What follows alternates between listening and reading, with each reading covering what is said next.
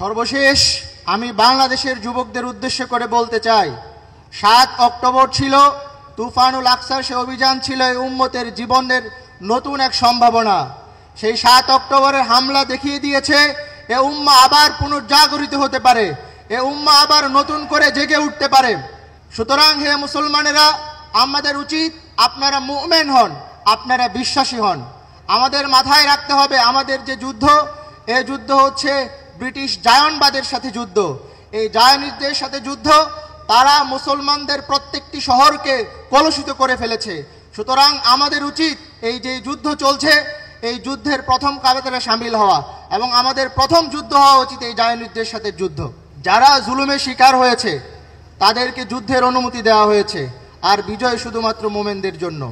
সাইয়েদ কুতুব বলছেন, বিজয় আমাদের মাথার উপর, বিজয় আমাদের মাথার উপর অপেক্ষা করছে শুধুমাত্র কুন ফায়াকুন শব্দের মধ্যে বলার অপেক্ষার জন্য। সুতরাং হে বিজয়ীরা, হে বিপ্লবীরা, তোমরা হতাশ হও না, তোমরা তোমাদের কাজ ছেড়ে দিও না, বরং তোমরা তোমাদের হক এবং বাতিলের যে সংঘর্ষ, হক এবং বাতিলের যে যুদ্ধ, সেই যুদ্ধ চালিয়ে যাও, বিজয় তোমাদের জন্যই। বিসমিল্লাহির রহমানির রহিম। ইন্নাল্লাহা ইশতারা মিনাল মুমিনিনা আনফুসাহুম ওয়া আমওয়ালাহুম বিআন্না লাহুমুল জান্নাহ يقاتلون في سبيل الله فيقتلون ويقتلون وعدا عليه حقا في التوراة والإنجيل والقرآن ومن أوفى بعهده من الله فاستبشروا ببيعكم الذي بايعتم به وذلك هو الفوز العظيم.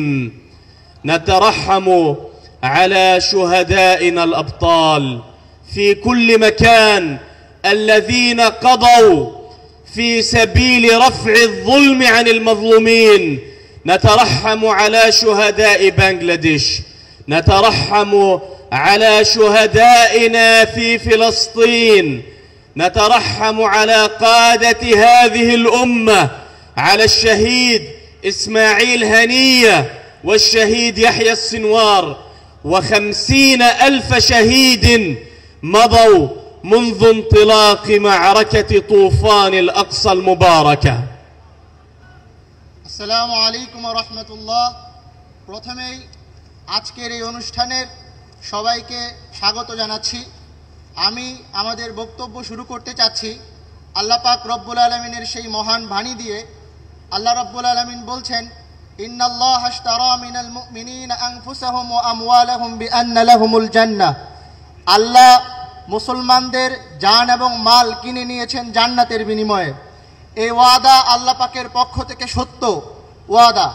এই ওয়াদা এসেছে তাওরাতে, এই ওয়াদা এসেছে ইনজিলে, এবং যারা এই পথ অবলম্বন করে এটাই চূড়ান্ত সফলতা। আমরা রহমত কামনা করছি পৃথিবীর প্রান্তের সমস্ত শহীদদের, আমরা রহমত কামনা করছি ফিলিস্তিনের শহীদদের, আমরা রহমত কামনা করছি বাংলাদেশের শহীদদের, আমরা আরও রহমত কামনা করছি তুফানুল আকসা শুরু হওয়ার পর থেকে যে 50,000 শহীদ হয়েছেন তাদের সবার শাহাদাত তাদের প্রতি রহমত কামনা করছি। أيها الإخوة الكرام، إن هذه الأمة حية لا تموت مهما تكاثرت عليها الابتلاءات ومهما تجلى الظلم فيها، إلا أنها حية ستنهض من جديد.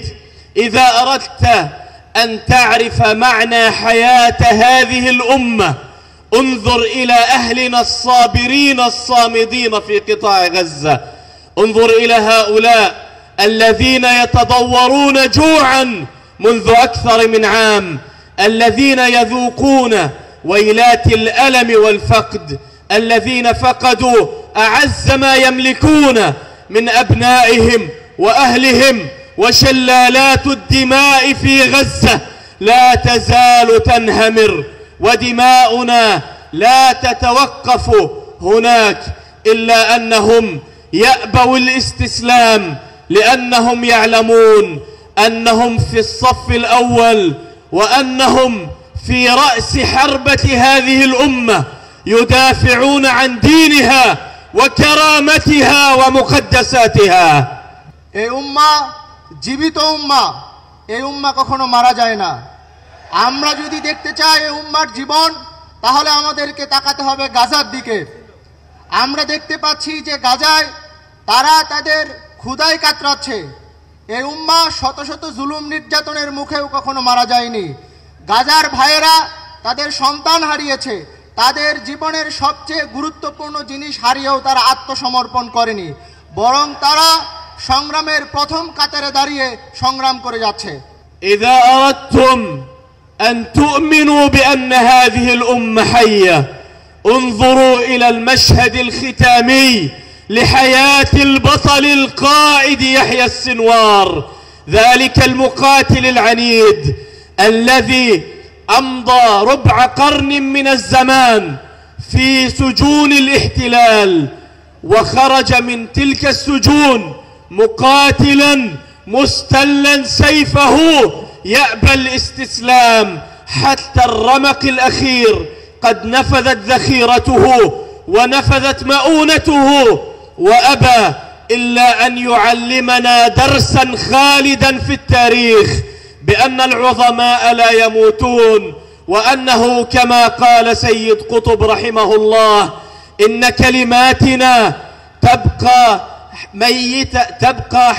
ميتة لا حراك فيها أعراسا من الشموع، فإذا متنا لأجلها عاشت وانتفضت بين الأحياء، والأحياء لا يتبنون الأموات. আমরা যদি এই উম্মতের জীবন দেখতে চাই, তাহলে আমাদেরকে তাকাতে হবে শহীদ ইয়াহিয়া সিনওয়ারের দিকে, যিনি তার জীবনের গুরুত্বপূর্ণ অংশ জেলে কাটিয়েছেন, জেল থেকে বের হয়েছেন সংগ্রামী হিসেবে। এমনকি তিনি তার শাহাদাতের আগ পর্যন্ত তার হাতে থাকা শেষ বিন্দু দিয়ে তিনি লড়ে গেছেন এবং তিনি এক শিক্ষা দিতে চেয়েছেন উম্মাকে। আমরা যদি এই উম্মতের জীবন সম্পর্কে জানতে চাই, তাহলে আমাদেরকে স্মরণ করতে হবে শহীদ সাইয়েদ কুতুবের কথা। তিনি বলেছেন, আমাদের কথাগুলো, আমাদের শব্দগুলো মৃত। এই শব্দগুলো তখনই জীবিত হয়ে ওঠে যখন এই শব্দগুলোর জন্য আমরা মৃত শাহাদাত বরণ করি। আমাদের শাহাদাতের মধ্য দিয়ে আমাদের শব্দগুলো, আমাদের দাওয়াতগুলো জীবন্ত হয়ে ওঠে। وقبل الختام رسالتي إلى الشباب المسلم الصادق في بنغلاديش: إن 7 من أكتوبر كان فجرا جديدا لهذه الأمة، كان لحظة انطلاق وميلاد جديد لهذه الأمة لتستعيد كرامتها وتستعيد أمجادها التليدة، ولتثبت بأنها قادرة على الصمود وقادرة على النهوض في أكثر اللحظات حرجا، وأنها لا بد لها أن تستعيد مكانتها في التاريخ والحاضر والمستقبل. كونوا مؤمنين بأن سبب الظلم والفساد في ديار المسلمين هو ذلك المشروع الصهيوني القذر الذي يعيث خرابا في جميع العواصم الإسلامية. ولن تنهض هذه الأمة ولن تقف على أقدامها طالما أن ذلك المشروع حي، وأنكم يجب أن تعتبروا أن معركتكم مع هذا المشروع الصهيوني هي المعركة الأولى، فلن يقف هذا البلد على أقدامه ولن ينمو ولن يزدهر إذا وطأت أقدام هذا المشروع أرض هذه البلاد. فكونوا جزءا أصيلا من هذه المعركة كما عهدناكم. সর্বশেষ আমি বাংলাদেশের যুবকদের উদ্দেশ্য করে বলতে চাই, 7 অক্টোবর ছিল তুফানুল আকসার, সে অভিযান ছিল এই উম্মতের জীবনের নতুন এক সম্ভাবনা। সেই 7 অক্টোবরের হামলা দেখিয়ে দিয়েছে এ উম্মাহ আবার পুনর্জাগরিত হতে পারে, এ উম্মাহ আবার নতুন করে জেগে উঠতে পারে। সুতরাং হে মুসলমানেরা, আমাদের উচিত আপনারা মুমিন হন, আপনারা বিশ্বাসী হন। আমাদের মাথায় রাখতে হবে আমাদের যে যুদ্ধ, এই যুদ্ধ হচ্ছে ব্রিটিশ জায়নবাদের সাথে যুদ্ধ। এই জায়নিদের সাথে যুদ্ধ তারা মুসলমানদের প্রত্যেকটি শহরকে কলুষিত করে ফেলেছে।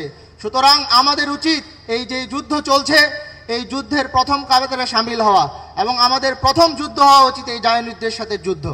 وأختم بثلاث آيات أذكركم بها وجملة قصيرة.